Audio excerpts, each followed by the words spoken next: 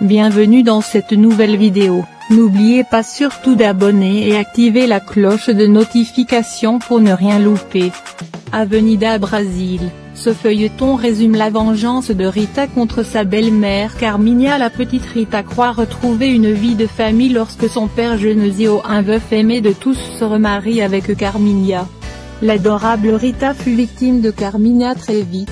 Rita comprendra que Carminha est en réalité une manipulatrice dont le but est d'accaparer l'héritage de la mère de Rita, faisant croire à Genésio qu'il est son grand amour.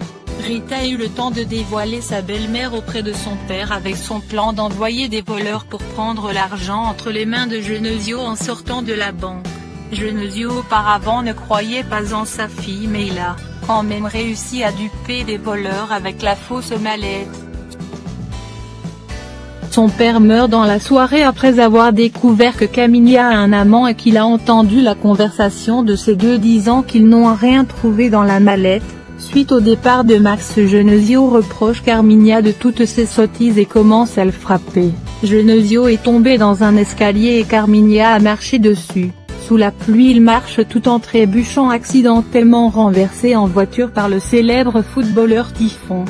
Considérant Rita comme une entrave à la réalisation de ses ambitions, après avoir retrouvé la mallette d'argent cachée dans la maison, Carminha abandonne la petite sans remords dans une décharge d'ordures et récupère l'héritage de Rita. C'est dans cette situation qu'elle connaîtra son premier amour, Batata, jusqu'à ce qu'une riche famille argentine décide de l'adopter, de la renommer Nina et de l'emmener vivre avec eux en Argentine.